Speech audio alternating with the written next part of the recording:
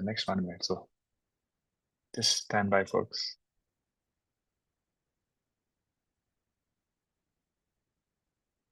Also, in the interest of time, we have our kickoff today. So make sure that you'll join us there. Just go to the schedule on website and you'll be seeing the time as per your time zone. So it's in the next an hour or so. So yeah, really interesting speakers joining us there for the kickoff and summit.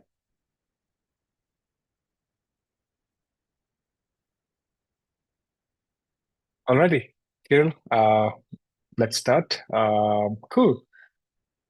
Hey everyone, and welcome to Blockscout workshop.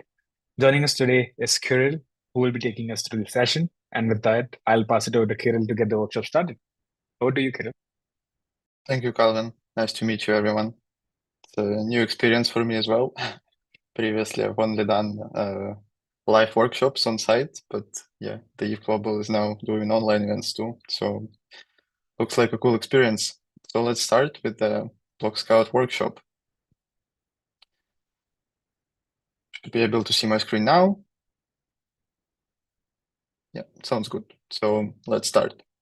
So in this workshop, the idea is to talk about what is Blockscout, why do people need Blockscout, why do users need Blockscout, and how you can use as developers, what tools the Blockscout offers you, how they can be useful throughout this hackathon, how more importantly, you can use Blockscout to apply for our bounty, which is available on this hackathon, and just a few other amazing things we have at Blockscout, just to discuss how they work internally and what, again, can you use in your hackathon Blockscout for.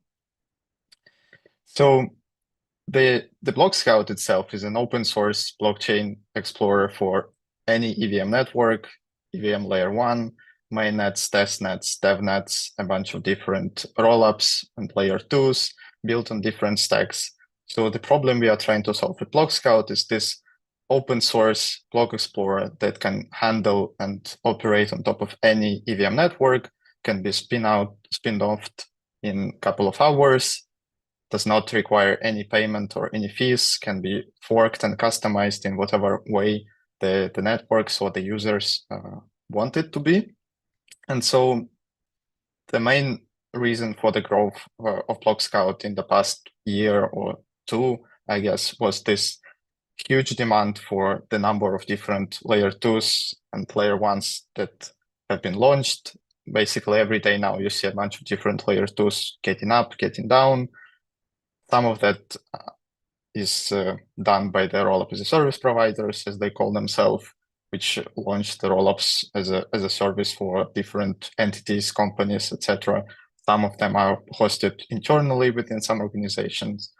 Some chains are launched as up chains. And so for any chain, in order for it to be useful in any way, it generally needs some sort of block explorer that is the core component of any network and which the people are using to get information about the transactions, the blocks, the actions, the token transfers, where they see their deployed smart contracts, where they verify them. In some cases, they also interact with those smart contracts through the Block Explorer. So Block Explorer is really an essential piece for any EVM network. And so that is what we are trying to solve at Blockscout. So today, there are almost 1,500 more networks. Basically, this number gets increased by a few hundreds every month or so.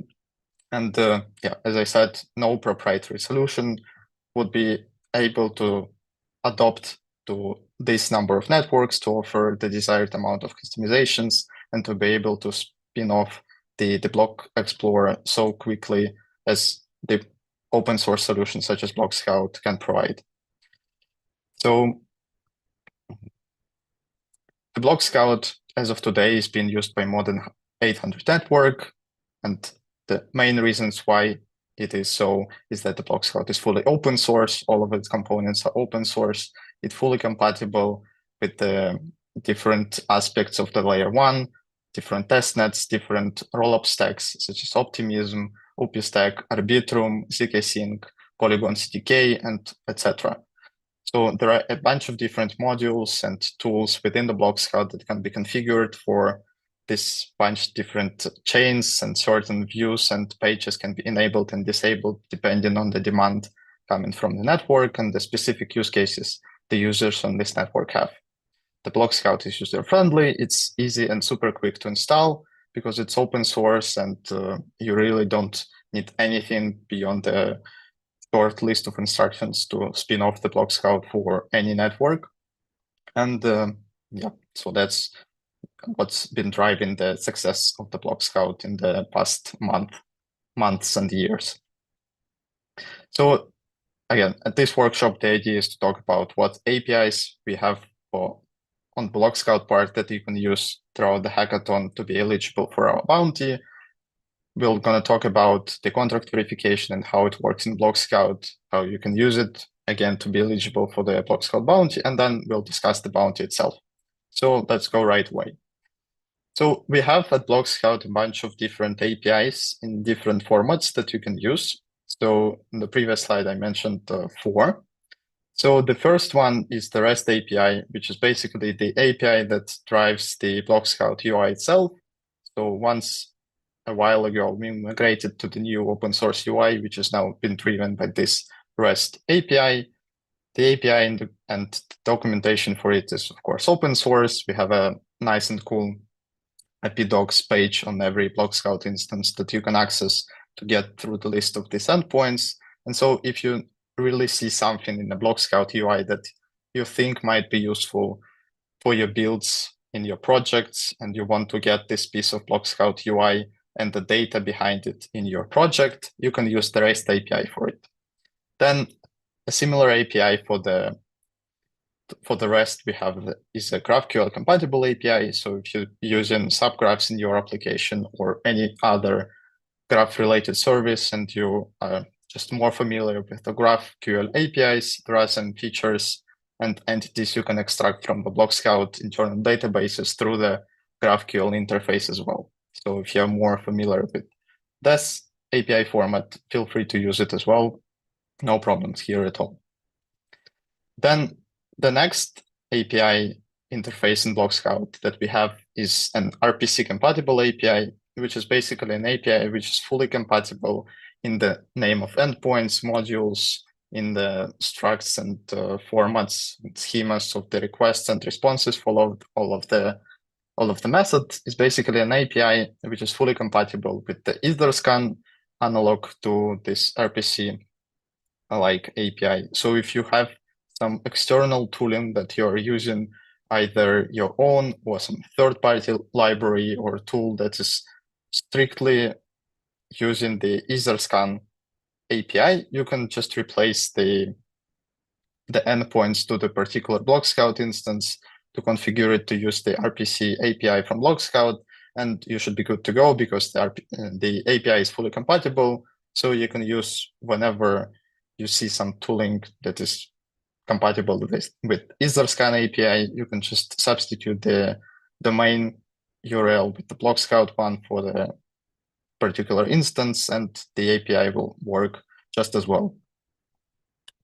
And then the last API format we have at Blockscout is the ChessonRPC API. Basically, the ChessonRPC API provides the same number of methods, essential methods that you typically see on a standard EVM ChessonRPC endpoint, which you can get through the public ChessonRPC providers, which, again, these are the same methods you can access through your wallet integration within the browser. But then, again, it's always good to have a kind of fallback approaches to this RPC, ChessonRPC endpoints. So whenever one goes down, you have some fallback to the different endpoint. And so in this way, you can actually use the Blockscout API as a fallback in your application whenever you are connecting a wallet and interacting with the chain through the ChessonRPC endpoints, maybe requesting some transaction data, some raw transaction data or transaction logs, or getting the information about blocks or whatever. And the Blockscout API here can be used as a good fallback option for this stacked transports configuration, basically. And here you can see a small example for the WAGMI library, which is the most popular nowadays, how you can configure this fallback pipeline between the different RPC providers.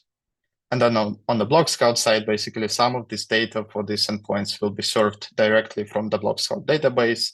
And then some of this data will be served as a proxy through our own internal node infrastructure that we're using at Blockscout. So some methods will be proxied just there and return the value as is to the outside.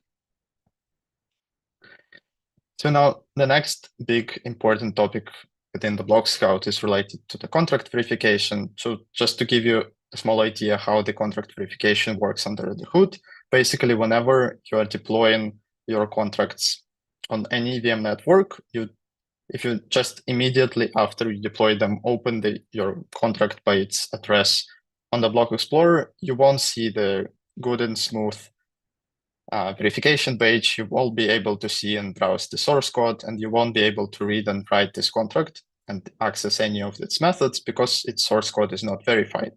So in order to be able to do all of these things, to see the page and to interact with the contract, you actually need to verify it. The verification internally works in a way that you submit all the configuration parameters you used for the contract compilation, such as the version of the compiler you used, the number of optimization runs you have, and similar stuff. You submit the whole raw source code across multiple files you use to compile your contract. And then on the Blockscout, we simply repeat this compilation process and then compare what bytecodes we obtained through the recompilation with what is available on chain through the ChessonRPC endpoints and what we have been able to index through the on-chain data. And if this match, then we just put a green badge on your contract that the contract is verified. We display the source code, and you're able to interact with the contract through Blockscout, to read certain data through the read contract tab, or to interact and send transactions to the network through the write contract tab as well. So a good benefit in Blockscout verification is that actually there are a lot of different ways and situations in which the Blockscout can automatically import the source code for some familiar and already known contracts. So basically, if you deploy the same contract more than once, then on the same Blockscout instance, then Blockscout instance should be able to match these contracts and to link the same source code to multiple addresses if the bytecodes match and you have verified this contract once on this instance already. The same happens if you first verify the contract in Sourcify and then open it in Blockscout. In many cases, we'll be able to directly import and link and automatically copy the source code from Sourcify and all of the parameters to the Blockscout database. So again, you won't be in need to submit the source code yourself. Then the same goes, we have this separate microservice, which is responsible for sharing these deployed bytecodes between different Blockscout instances. So if basically most of the Blockscout instances, for example, the instances that we host for most major networks, they are connected to this microservice, which allows you to share the bytecode between different Blockscout instances. So if you deployed your contract on Ethereum mainnet and then deployed the same on Optimism mainnet, for example, a good chance is the Blockscout will be able to link those contracts directly together and automatically import and re-verify the submitted source code without any manual interaction required from your side as well. And then the fourth point is about the other big thing coming towards this verification landscape is called Verifier Alliance. Basically, the idea there is that we want to create collaboratively with other partners and developer toolings and block explorers, this unified database of all verified contracts, so that whenever one contract is verified in any of the connected providers and any of the connected partners, Block Explorer, it gets automatically imported by all the other developer tooling and Block Explorers automatically as well. So the as minimum amount as possible of interaction is required from the actual developers, who won't be in need to go through this manual verification process each time they deploy their contracts on multiple networks with different configurations and so on. So that Verifier Alliance thing is coming very soon. It's currently cooking. it's been cooking for many months. So in case you want to follow up and get more information about the verifier alliance, feel free to scan the QR code and join the Viera community as well. So for all cases when the Blockscout is not able to automatically import from some other source your verified contracts, so probably whenever you are deploying a unique contract that hasn't been deployed anywhere before, you will be required to verify this contract manually or through some sort of automation that you've written yourself or through some sort of tooling. So here there are a bunch of different ways you can verify your contracts in Blockscout. There are some ways that are accessible through the Blockscout UI, which is best for small and simple contracts, best to just test things out. And it's best for non-solidity contracts. Currently, that's the best way to verify the Viper contracts as well if you're using the Viper language. Then if you have some custom compilation deployment pipelines that you've written from scratch entirely on your own, then the best choice for you is to use the Blockscout API, which is the same API the UI is using under the hood, but just to integrate it directly within your application, within your compilation and deployment pipelines. So you can verify the contracts through the API directly by submitting all the source files and stuff. Then there are, of course, a bunch of different plugins that are integrated directly with Sourcify. For example, you can verify the contracts from Remix in Sourcify and then import them to Blockscout from Sourcify. That's a good approach for contract verifications as well. And there are a bunch of different frameworks you can use for contract development and contract verification. So the Blockscout verification is also quite nicely integrated within the Foundry ecosystem and can be used with the Hardhat verification plugin. So for all of these methods, we have the documentation and example in the Blockscout UI. So feel free to use those as well. If you're using Foundry or Hardhat, you can verify your contracts directly through the respective CLIs. And then there is also a Catapult, I think, which is an abstraction on top of Foundry, which usually works best if you have some complex multi-chain or multi-contract deployments and you want to verify all these contracts with basically the least amount of clicks and comments possible, then the Catapult is probably the right tool for you. Feel free to explore it as well. And then the last thing about the features we support throughout the contract verification in Blockscout is related to Proxy. Here, I just want to mention that Proxy is quite a common pattern that is used in the smart contract development and deployments. So for all the upgradable contracts, for all contracts that require small deployment costs and fees, there are a bunch of different proxy standards, and in Blockscout, we are keen to support all of them, all of the popular proxy patterns.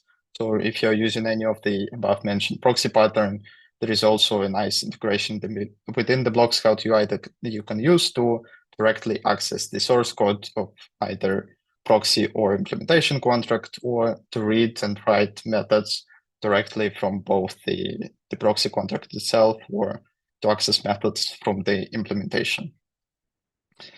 So yeah, just wanted to mention that the Blockscout also has this good support for proxy patterns, and feel free to explore it throughout your builds. So now to the juicy stuff. For the hackathon bounty, we basically have one single prize of 5K, which is a pool prize for all participating commons and projects that will apply and will develop a qualifying project for the bounty. And basically, in order to qualify, you need to fill at least one of the below requirements.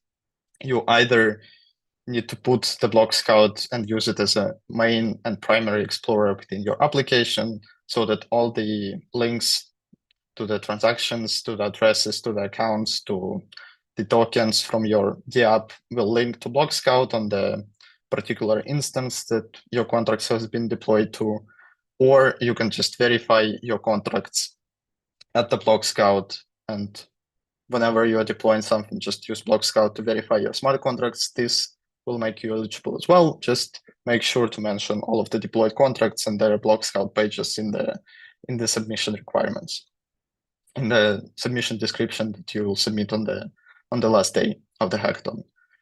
And the last way to qualify is to use any of the Blockscout APIs that I've mentioned before, either Blockscout REST API, RPC APIs, or GraphQL API to fetch whatever data you need, let's say about the token holders of the particular token you need to access within your project. This is something you can do with the Blockscout APIs. So if you're going to use that, this will make you also qualify for the pool price.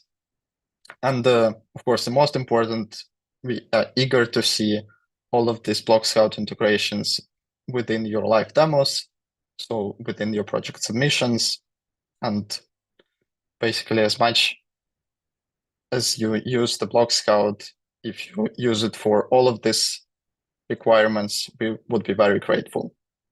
And then basically the pool bounty will be split evenly among all the qualified teams that pass these requirements. So yeah, I think that was it for the hackathon, for the bounty. Happy hacking to all of you.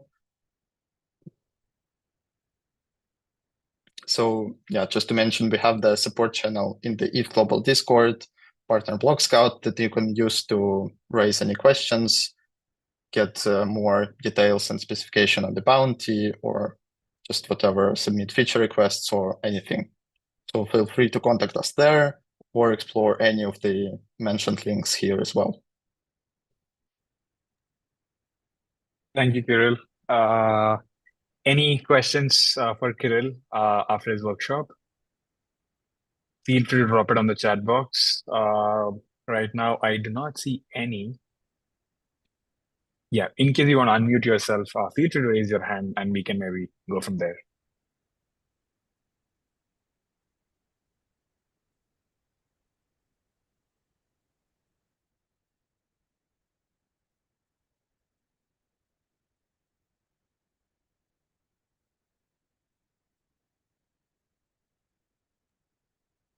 Looks like there's no question. Yeah, I think, Kirill, we have one question from Naren. Do you want to take that up? It's in the chat box.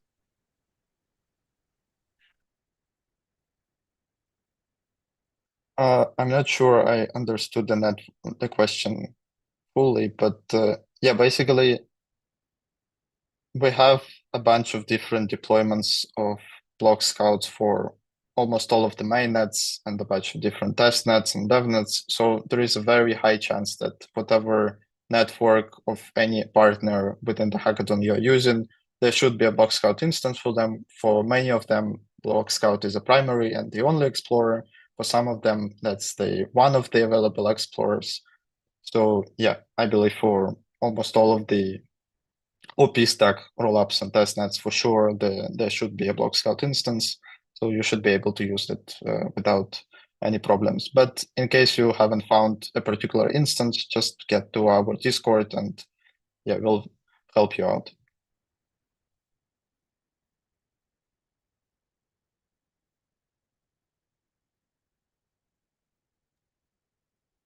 Great. Thanks, Kirill. Thanks, Aryan. Any questions for Kirill before we close the session?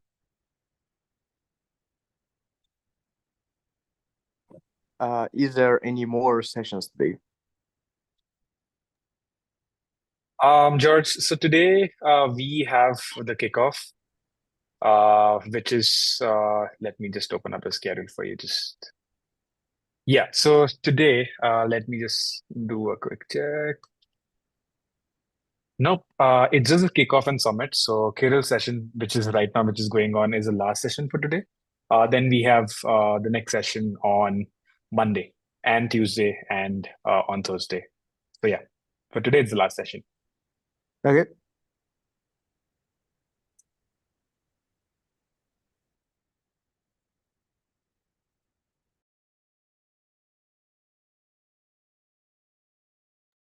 Sweet.